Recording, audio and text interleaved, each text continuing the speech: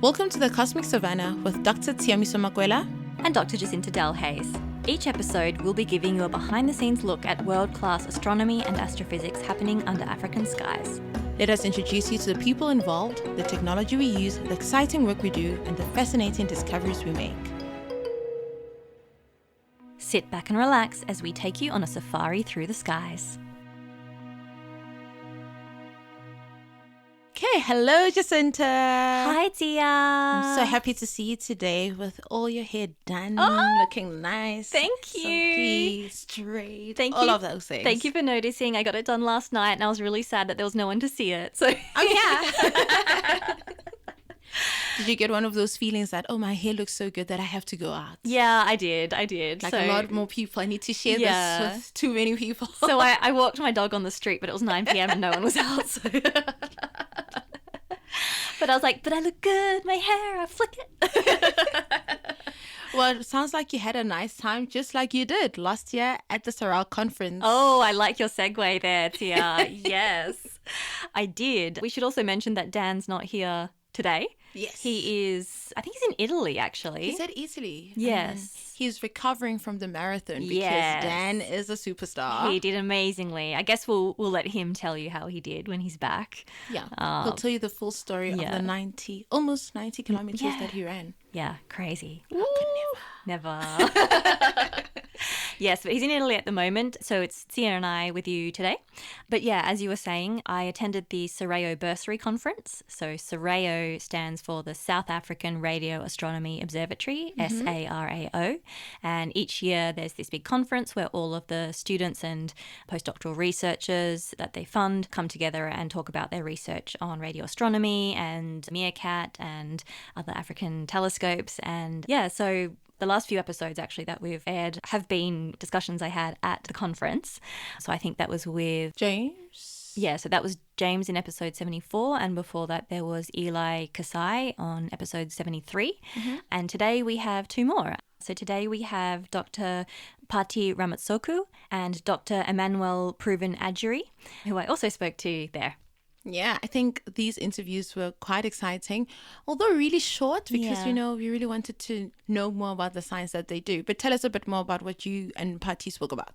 Yeah, you're right. They were short because we only had these tiny little gaps between sessions, which I was like, please, can we do an interview? Because I've been trying to get Pati for years. I can imagine. She's really hard to find, actually. Yes. So she's really awesome. So she's originally from South Africa, from a region, as she'll say, near Lesotho.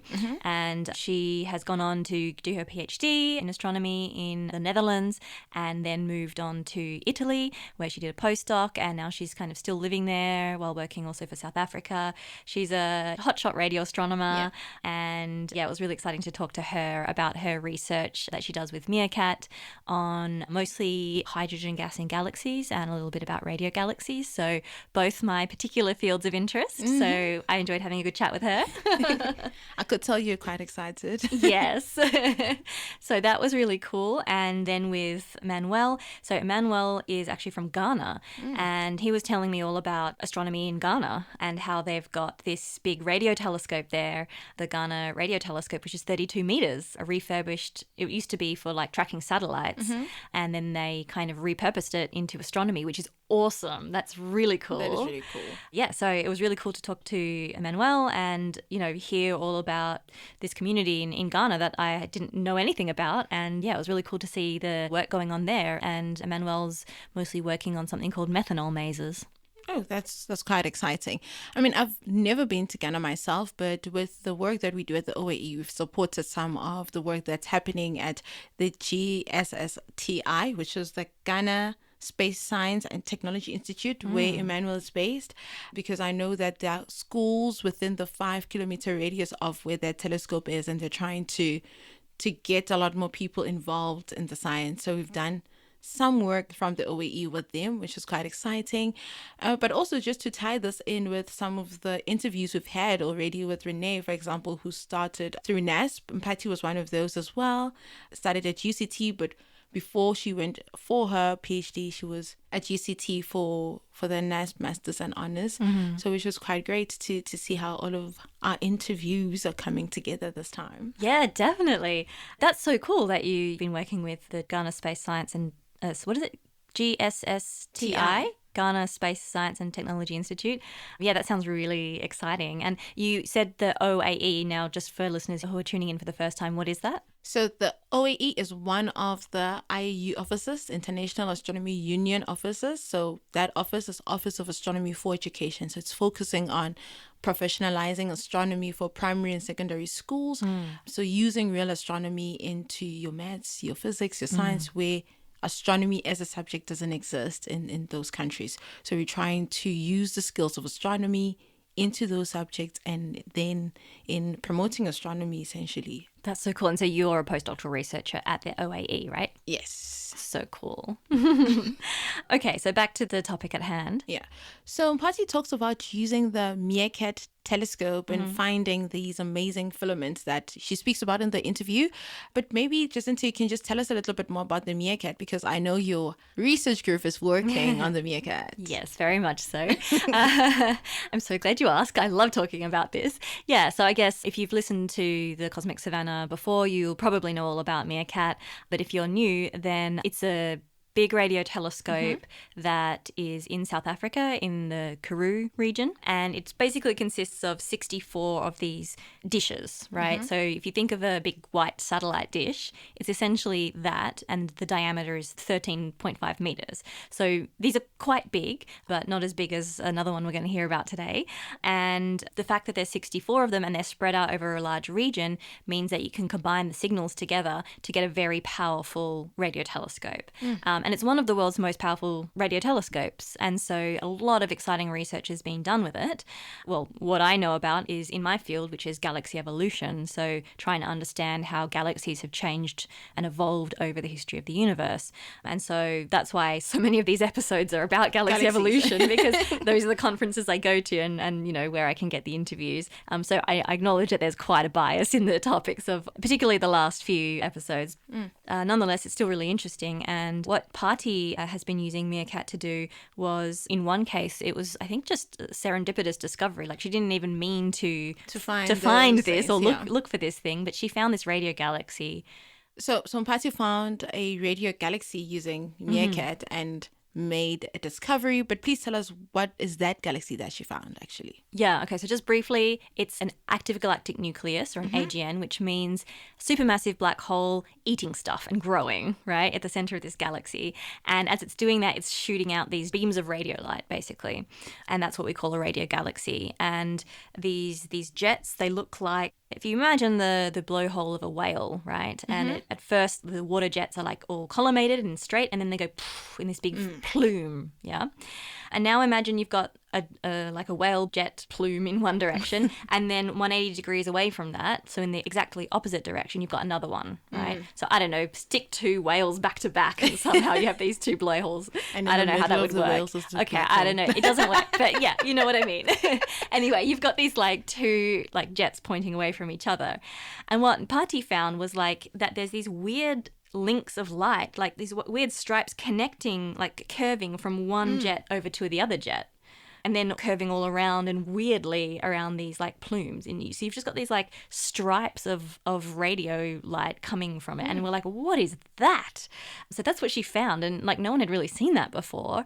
And so that went, all around the world in a big press release, this image. And it's still not really understood what it is, but it's got to do with like weird magnetic fields, we think. And if you have a listen to the previous episode 74 with James Chibueze, James is talking a little bit about what magnetic fields do to these radio jets. And so, basically Pati has found another one of these really weird things. Yeah. And Pati also studies H1, which is something that I know you get so excited about. So maybe just also tell our listeners a little bit about that before we get into the interview with Mpati. Yeah. Sure. Thank you for asking again. Yes, again, if you've listened to lots of our episodes, a lot of them are about H1 again, because that's my field. And H1 is like what we kind of call the nickname for neutral hydrogen gas. So it's gas. We all know what a gas is. We breathe it. But this is pure hydrogen. And it's important because, as Impati is going to explain, if you have no gas in a galaxy, it can't form any stars. Yeah. And so she is trying to understand sort of what's happening to the gas, especially when you've got galaxies that live in like big neighborhoods, like clusters with each other. And then like what is the impact of this galaxy living in this environment on the gas, and therefore how it can form stars. So Patti will tell us a little bit more about that. Okay, so let's listen to that interview with Impati.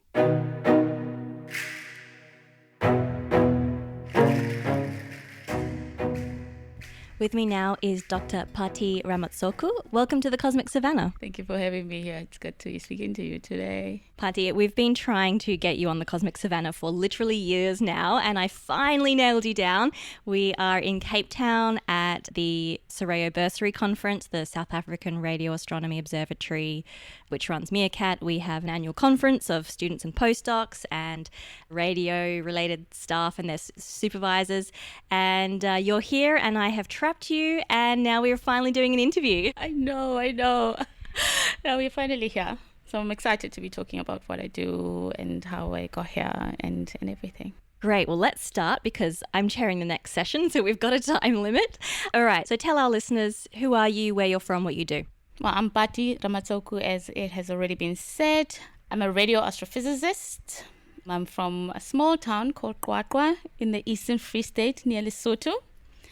I did my undergraduate at UCT. I moved to the Netherlands for PhD, and I went back here as a fellow. I'm working with the students and continue doing the work that I love, which is studying how galaxies evolve. Okay, so you're from South Africa, but currently you are a researcher at the University of Rhodes in South Africa, and also INAF, the Italian National Institute of Astrophysics in Cagliari, where you currently live. Yes, I love living there. But it's good to be home. Yeah, I'm a research associate at INAF. And a fellow here at Rhodes University in Makanda, the Eastern Cape.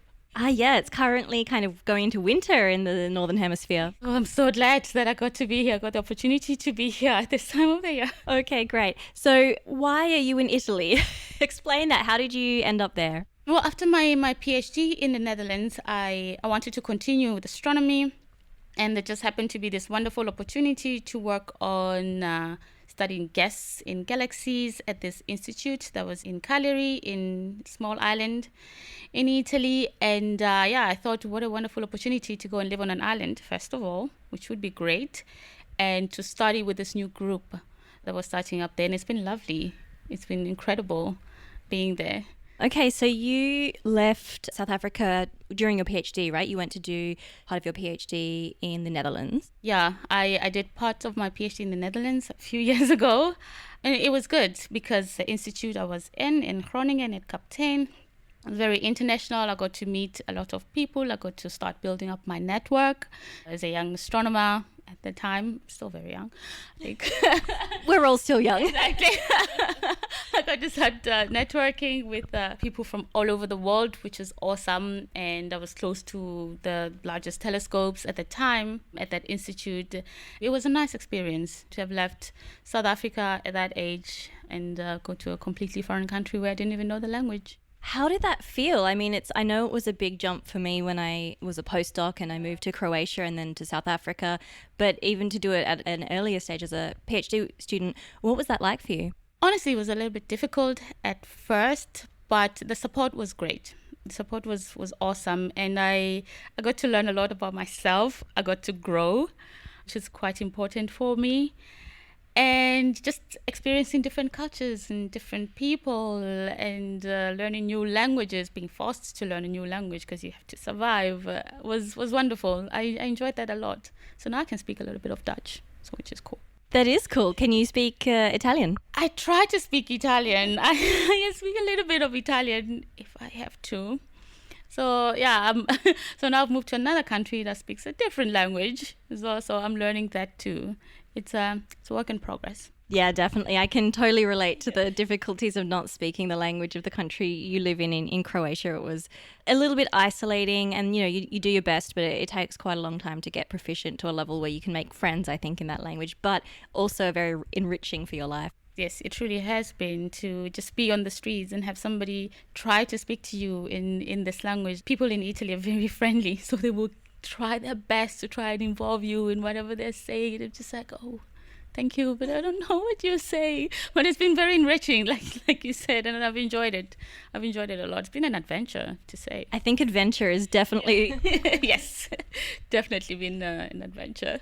Okay, so let's talk about science now. We've got the fun stuff out the way. No, I'm joking. The most fun of all is the science, and I'm somewhat jealous of the work you have been doing in Cagliari because it looks super exciting. So tell me about that work. What have you been doing?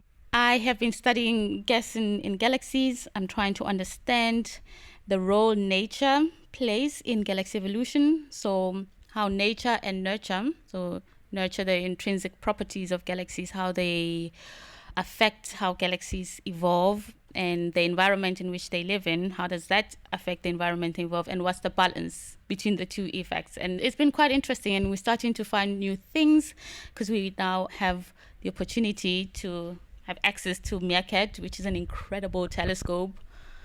Amazing data is coming out of it, and now we are seeing new things, which just raises more questions and challenges our perceived notions of what we know about the universe right now. So I'm so excited. Every time I look at a new Meerkat image, I'm just like, wow, that is so new, that is so different, but what is it?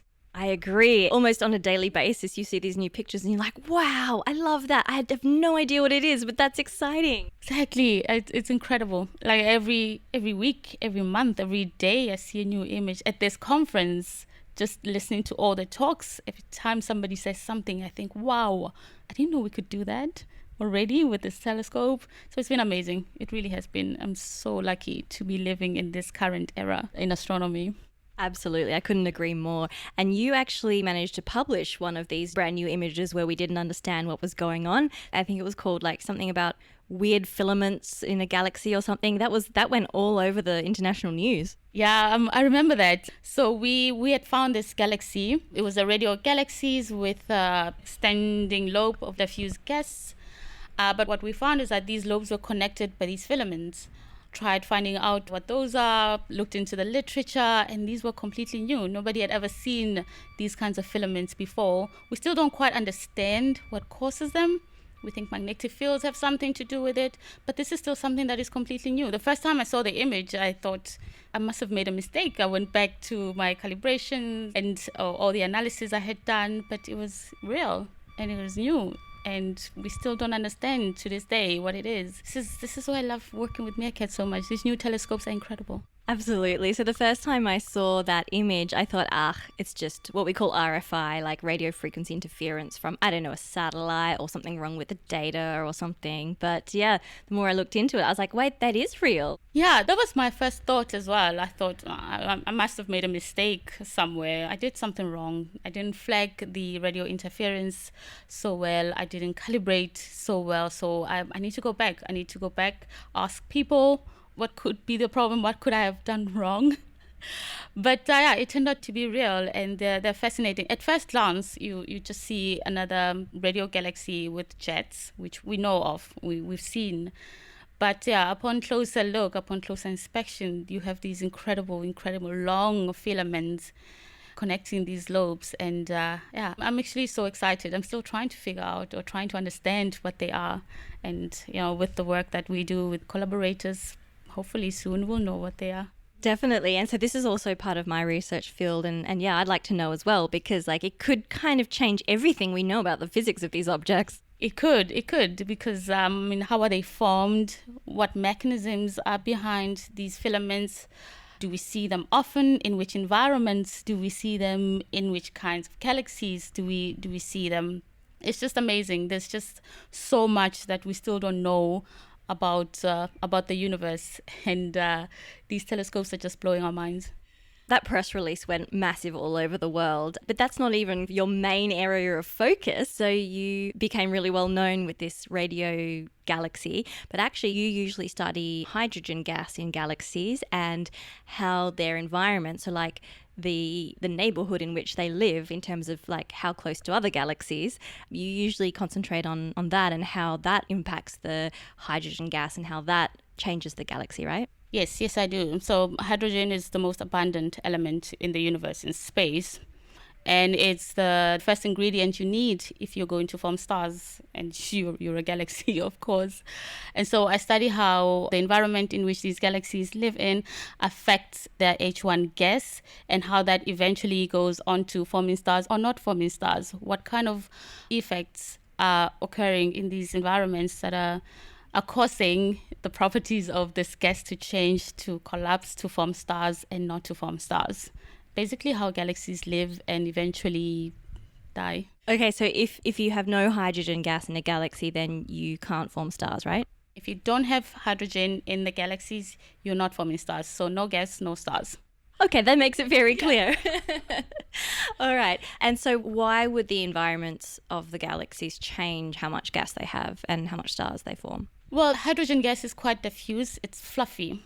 And so it's easily affected by the environment, by the interactions that occur between the galaxies themselves and the galaxies with the environment.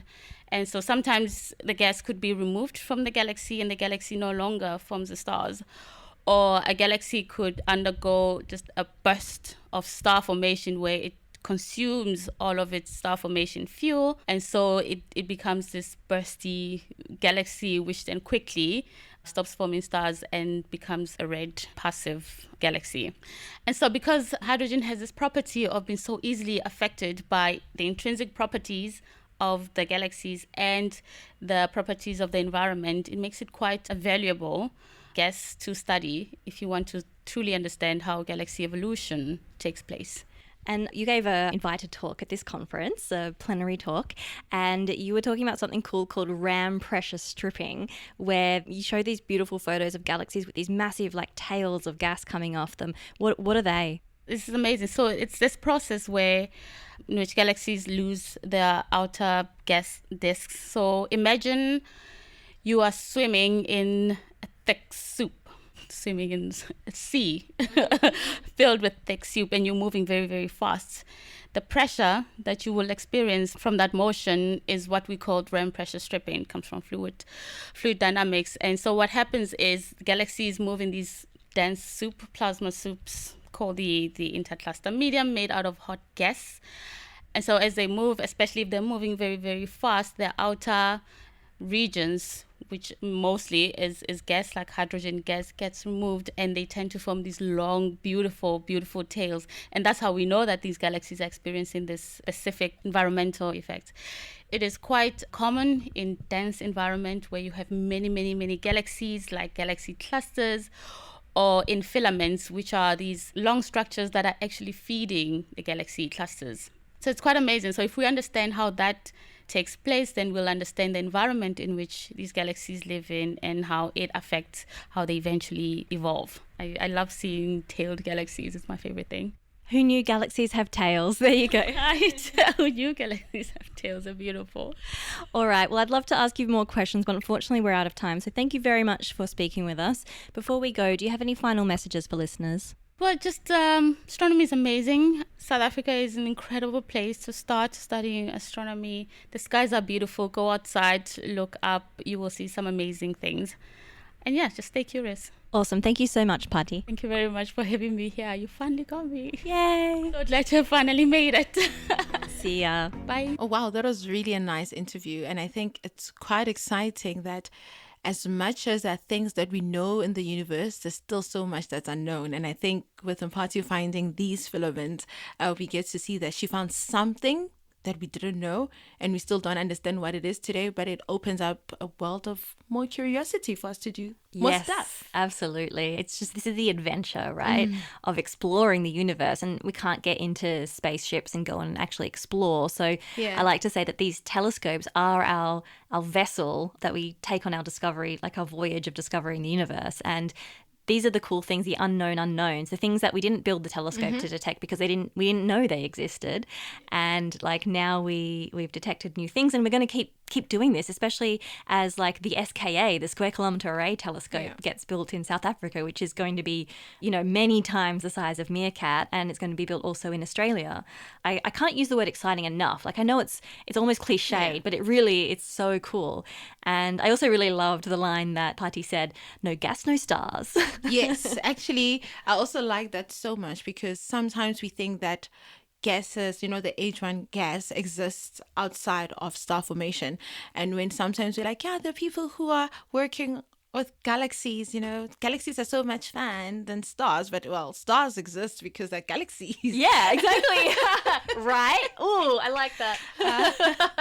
So really, if there is no gas, there are no stars, and we need those environments to exist. But also something that you just mentioned now, you're reminding me about the need of having these telescopes, right? Because it's just like a zoom in version of what is out there that we can never see with our own eyes. Exactly. We can never see with our own eyes. Like it's exactly like having eyes that can see different types of light. Yes. And if, like bees can see in the ultraviolet and ants can see in the infrared, I think, don't quote me on that. But like, and so if we were a bee, what would we see? And we can use a UV telescope to see what they would see. And in this case, we can use a radio telescope to see this other light. Yeah. With that, we can never have enough eyes to see the universe. Right. And Dr. Emmanuel talks about that with us, right? How they have changed one of the telecom dishes, the 32-meter dishes that they have in Ghana, into a radio astronomy dish. And I think that's one of the great ways to use some of the resources that we have to do the science that we need to do. But most importantly, he speaks about the science that he does as well with mazes, which Jacinta will tell us what they are. Yes, I love your segue there, Tia. Another very good one.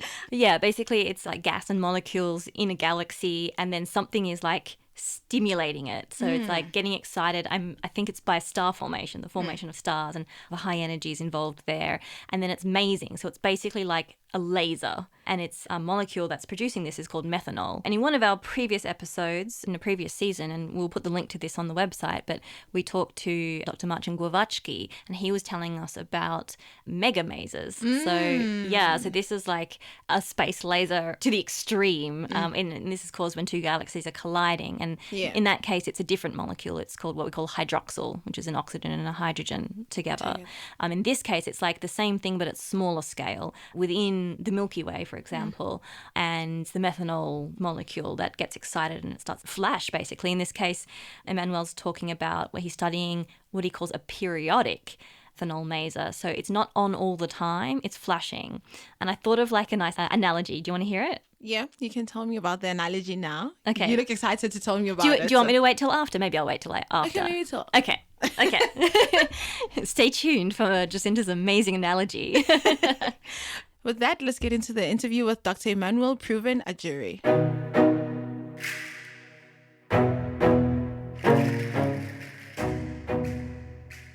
With us now, we have Dr. Emmanuel Proven Ajuri from the Ghana Space Science and Technology Institute and the Ghana Radio Astronomy Observatory. Welcome to the Cosmic Savannah, Emmanuel. Thank you. Can you tell our listeners a little bit about who you are, where you're from, what you do? Okay, so my name is Dr. Emmanuel Proven Ajuri. I'm from Ghana. I'm from Accra. I work in Accra, but my village is called Kwetoe, near Ho on the eastern side of Ghana. I did my undergraduate in physics at the Kwame Nkrumah University of Science and Technology. And then I went on to do my master's in computational engineering at the University of Ghana, the School of Nuclear and Allied Sciences. Then from there, I had my PhD in physics and astronomy with the University of Ghana and also the University of Leeds in the UK. So my supervisor was Professor Melvin Hall, University of Leeds, and then also Dr. Shamila Goodhart, formerly of SARAO, now in SKAO in South Africa. And I also had a supervisor in Ghana. So my PhD work was on the methanol mazes. So I studied the variability of I study the periodicity of the metal mazes. And metal mazes are very bright lasers far away in star-forming regions. They are like the lasers we have on Earth, but just that they are microwave amplified. And that's what I did for my PhD. And I discovered one maser that was periodic. Okay, so you studied space lasers for your PhD. Yes, great. Okay, no big deal. That's just super cool. Okay, so these are in star-forming regions, so they're in the Milky Way, and where there's big clouds forming lots and lots of stars, and then they can somehow like create lasers. Yes, that's right. I guess it's quite complicated, the details. Yeah, kind of. But as you work with it all the time, it doesn't look complicated again. And there are a lot of star-forming regions with this metal maser phenomenon. In fact, there are many molecules you could detect, but our dish in Ghana could detect methanol, which is very good. And then I also work with that radio telescope in Hatubistuk. That's a 26-meter radio telescope. That's what I use for my PhD work. And after that, I've been back in Ghana working with the newly refurbished 32-meter radio telescope. All right, so there's a lot of stuff there. We're going to talk about those telescopes in a second because that's very exciting. But first, I wanted to know, what is periodicity when we're talking about masers? So periodicity is you having a flare at a periodic time. So you have a flare maybe every 30 days, and then that flare comes down, then it rises up again the next 30 days, then that flare comes down, and then that. So the metal maser that I worked on, that is G323.459. That one was periodic every 92 days. So every 92 days, you see a flare, or could just put it this way, you see maybe an intensity in the fire. That's how I could just describe it. Maybe you put in some fuel or firewood in the fire, and every 92 days, the fire goes way up and then comes down. Yeah, that's just a simple way I could put it. Yeah, cool. So it's kind of like the fire from the space laser is getting brighter once every 90 days. Yes, that's right. Very cool. Do you know what's causing it? There are many schools of thoughts. Some could be material getting onto the accretion disk, and that is what makes it bright every 92 days. Or sometimes it could also be from other causes in the environment of those star-forming regions. Okay, so just weird stuff going on in regions where there's stars forming. Okay, so you mentioned these other telescopes. So let's start with the new one in Ghana. Tell us about that. Great. So we have a new telescope in Ghana. It used to be a telecom dish that was abandoned when fiber optic internet came. It's in Accra, just about 20 kilometers from the heart of Accra. So it's on a highway called the Kumasi Road. So Kumasi is the garden city of Ghana. Very beautiful city. So if you live in Accra and you are going to Kumasi, it's on that road, just about 20 kilometers from the heart of Accra. This telescope has been refurbished through the generosity of South Africa and the UK and many other partners. They started refurbishing it from 2012, 2013. A lot of engineering work went into it, mechanical. They have to refurbish some of the parts that were broken because it was not in use from 2000 to 2012. Some of the parts rusted due to the environment. And then we have to replace the electronics. So new electronics components were built. Engineers from South Africa led and taught those in Ghana how to do it. And it was an incredible experience. And a lot of scientists also were trained on how to use a telescope, how to reduce the data, and how to make sense out of the data. That's so cool. So they took an old telecom dish and then turned it into a space telescope. Yes, that's great. That's great. And it was a huge learning curve for us in Ghana. And I'll say that we are eternally grateful to South Africa for helping us do that, because many of us were nowhere near astronomy in 2010, 2012. But with this coming on board of these projects, actually this project is part of what is called the AVN. So the AVN is a project in which South Africa co-opted 8 other African countries to be part of the SK bigger project, so that they will build the human capacity in these African countries and then also train a lot of people so that when the SK project is finally ready, we have a lot of people to use the data, a lot of people to make brilliant science out of the data. So Ghana is actually the first country in the AVN to have their dish working. And this dish is 32 meter in diameter, very huge. 32 meters? That's massive. Yes, 32 meters, bigger than Hatro. Hatro was 26 meters. And then ours is 32 meters. So that means we have more collecting area. And that means that we could do more science from there. Yeah. That's cool. So HARTRAO, that was the single dish radio telescope in South Africa, is that right? Yes, HARTRAO was single dish, and this also single dish.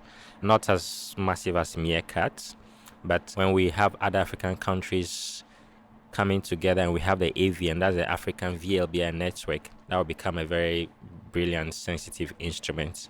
That's awesome. So the plan is to refurbish old telecoms satellite dishes into telescopes or build new telescopes in these different African countries in order to connect them all together via computer to create a very powerful radio telescope in the future.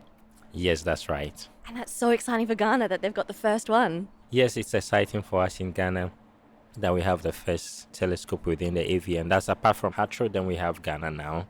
And then also we are also geared to join EVN observations soon, this 2024. We've already had fringe tests with the European VLBI in 2017, and the results are very good and promising. And now that we are about to finish all the works on the dish, in 2024, we are going to do those fringe tests again, and then we'll be ready to participate in EVN. And that will also make the EVN more sensitive because we are filling a gap now in the arrays, and then that will make the images also brighter. That's cool. Is that because of the position of where Ghana is?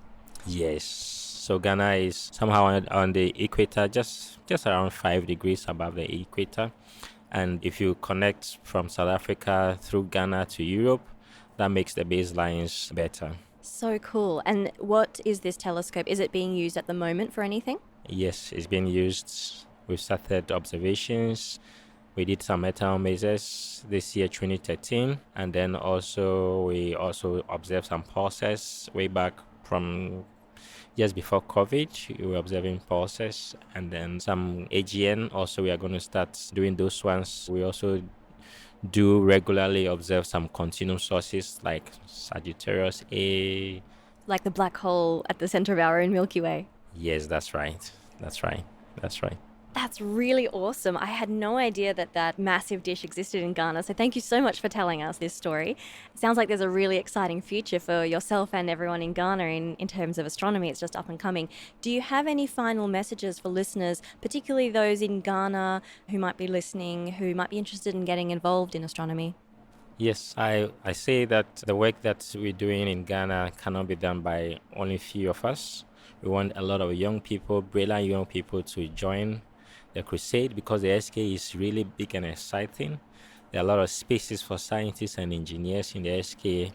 So through this telescope in Ghana, we want to see a lot of young people. And if you are in Ghana, I want you to visit our site. It's just at Kutunse Satellite Junction. So if you are heading from Amasama, then you just close to that place. Come visit us, see what we're doing there. You can bring your kids. We'll explain to them what is happening. And then also we want a lot of collaborations so that we can keep more students being trained so that the astronomy community in Ghana can be really big, and then we can have a lot of good prospects coming. Well, good luck and congratulations for everything you've achieved so far, and all the best for the future. Thank you so much, Dr. Jacinta. I'm grateful for this interview. Thank you very much.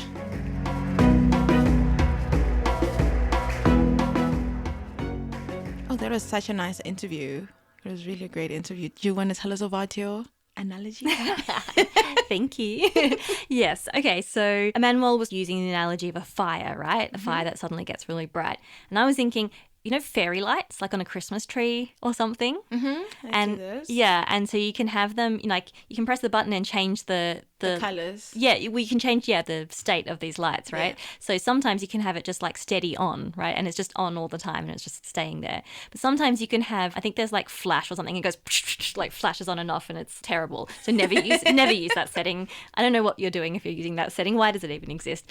But the better one is like fade, slow fade, right? So it's like slow fade on and then slow fade off. And that's like the periodicity of this methanol maser is it's slowly fading on, it's on for a while, and then it's slowly fading off and it's off for a while. And it takes, I think Manuel was saying something like 92 days or something to go all the way on and then all the way off again. Yeah, that is really a cool analogy. Oh, thanks. I'll never look at Christmas trees the same again. Methanol masers. Yeah. And I'd also like to mention that I've actually spent some time at the SARAO Observatory. Ooh, have you? Yes, I Tell me all about it. I don't know have. anything about it. What is SARAO? And like, tell us what that is. Okay, so SARAO is the Hartebeest. I think it's Hartebeest. It's an Afrikaans name that I can't pronounce fully. So Hartebeest hook. And during my master's, because part of my master's was looking into stars evolution. So I might have forgotten his name now, but then there was an astronomer there who was following some region for star formation, and I went there to spend some time with him there. So there's one big radio dish. I think it's 64 meters. I'm not sure. I'm not sure about how big it is, but is it really big? it's big. It's really big. I mean, at that time, it was one of the biggest things I've ever seen because I hadn't seen salt. This was 2015, 2016. Okay. And yeah, it was really big. This one big dish almost looks like what the Meerkat telescope looked like, but bigger there. So yeah, I spent some time there, like a week and a half. And, it's just learning a little bit more about how they are following up with this region and how they're seeing the spike to tell that there's something happening there. Oh, cool. I didn't know you did your master's on star formation. That's cool. I did. You feel like this is your dirty little secrets here. No, it is and it was like Hartebeest was so nice. It was really beautiful. There were monkeys around, really small monkeys that were just like cool. around. So the warning is keep your doors closed. Where is this? What It's in region? Gauteng, so it's in a few kilometers outside of Johannesburg. So if you are going to probably Lanseria Airport, you pass through Lanseria Airport. So I think about maybe a few kilometers after that, that's where it is. I mean, I'm not really great with directions on. All I know is that it is when you're going the north side of Johannesburg. So you're like leaving the central of Johannesburg going that way. Okay. So yeah, so if you're on your way to like Magaliesburg and places like that, that's really nice. There's still places with low light pollution. Not a lot is going on there. Yeah, and they're like, what do you call these things again? The game drive? reserves. Oh, game reserve. Yeah, there are also those things around, and that's why I think there were a lot of monkeys. Cool.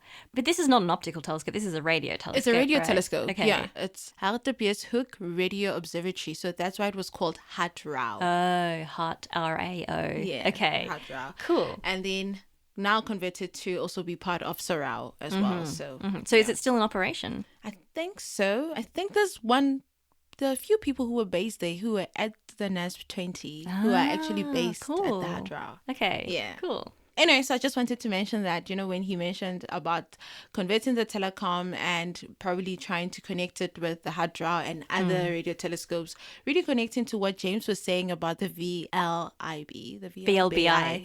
VLBI. Yeah. Very long baseline Very long, interferometry. yes. And what Proven was mentioning too. Yes, Yeah. and Proven also mentioned it too. And I thought, oh no, I've actually been to this place, Oh, cool. in my past life. Do you have a photo of yourself there? I don't know. I have to check. Yeah. Funny thing is, my master's supervisor visited Cape Town a week ago. Yeah, I think it was a week ago now. And he literally just surprised me. He just like knocked on my office door and I was just like, who's this? But he's retired now and living his best life and was in Cape Town for some advisory board committee thing. And yeah, he just came to say hi. And that's why when I listened to this, it's just like, what a coincidence. Look at that. And Cool. that. Yeah. Shout out to him. What's his name? Tony Lelliot. Cool. Hi, Tony. Cool. All right. Anyway, so I think we should probably wrap up the episode now. What was a few short interviews is probably ending up to a long episode now. We've chatted for ages, but that's okay. So if listeners are still listening, we can end with our usual thing. How are you, Tia Miso? I'm okay. recovering from swimming, but I'm going swimming again, so I'm excited about that. Good That is on my you. hobby on the website. Good on you. But generally, I'm fine. Like I said in the previous episodes, I'm working on things based on when the deadline is because there's just too many things happening. We are about 6 weeks away from Oh my goodness. from the GA, Yeah. so that's also something else. And I'm also going to be part of Black in Astro Week, Oh, which cool. is kind of like a full week of festivities around people and people of color in astronomy and just highlighting some of the things that they do. So far, it's really been a good week. It was so interesting that it really fell on such important dates, even for South African history. It started on the 16th of June. And 16th of June is Youth Day in South Africa, celebrating and commemorating 1976. And For our international listeners, what was that? in 1976, on June the 16th, the students in Soweto went to the streets, protesting and marching. Right? It was not even a protest, it was really a march against the apartheid regime at that time, which was forcing students to learn everything in Afrikaans. And so students, said, nope, this is enough. We cannot continue doing this. And that whole march has really kind of changed the full landscape of how education is done in South Africa. Wow. Yeah, so it's quite an important. Yeah. It's a very Day. auspicious day Yeah. to start this week. And in America, it's celebrations of Juneteenth. Juneteenth. Yes, Juneteenth. The celebration of slaves being freed. Yeah, it's something along those lines. The freedom of slavery when Lincoln became the then president and, put in law that, people should not be slaves anymore. Yeah. So I thought it was really great Yeah. that we have that celebration and also just highlighting then Black and astroscientists. And so that's something that's happening this week. And I'm going to join them and I'm going to be in the panel speaking about astronomy for the culture. Very cool. Yes, I have to prepare for that. Okay. Well, maybe if there's any videos or something of this, we can link to it, or photos, maybe a photo. Maybe photos. Okay. I'll get some photos. Nice. We'll have fun. That sounds awesome. Thanks. And how are you, Jacinta? I'm okay. I'm leaving for the UK tomorrow, so a lot to get done before then. Freaking out a little bit. But in general, I'm good. Just, actually, as I say on the website, playing with my dog. I'm doing an online dog training course. And so I'm trying to like train him properly. Oh, okay. Yeah, okay. yeah. So you're learning how to train him. Yeah, exactly. Okay. So yeah. you're taking a course on training him. Yeah, exactly.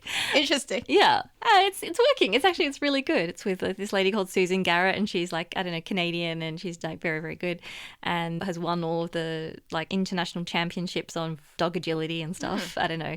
Anyway, but yeah, Sam's been a little bit sick lately, so it's taken up some time to look after the poor little fella. Aw. And I don't have sort of a family or kids of my own, and so this is my little child, my little baby, and I'm just like, oh my gosh, how do people look after human children? It's so hard.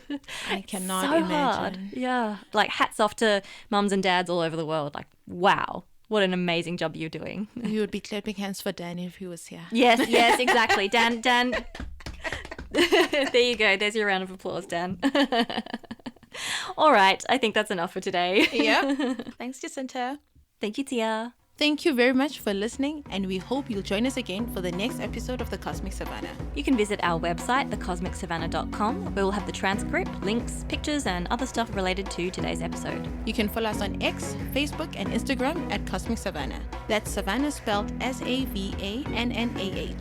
You can also find us on YouTube, where audio-only episodes are uploaded with closed captions, which can be auto-translated into many different languages, including Afrikaans, isiXhosa, and isiZulu. Special thanks today to Dr. Mpati Ramatsoku and Dr. Emmanuel Proven Adjuri for speaking with us. Thanks to our audio editor, Jacob Fine, our podcast manager, Francois Kempfer, our social media manager, Sumari Hatting, Abigail Tamaran for transcription, Shaman for website updates, Emil Menkis for video creation, and to the whole Cosmic Savannah volunteer team. Thanks also to Mark Olnut for music production, Brian Massamola and Michal Werchek for photography, Carl Jones for astrophotography, and Susie Karras for graphic design. We gratefully acknowledge support from the South African National Research Foundation, the Square Kilometre Array Observatory, the South African Agency for Science and Technology Advancement, the South African Astronomical Observatory, and the University of Cape Town Astronomy Department. You can subscribe on Apple Podcasts, Spotify, or wherever you get your podcasts, and we'd really appreciate it if you could rate and review us and recommend us to a friend. We'll speak to you next time on the Cosmic Savannah.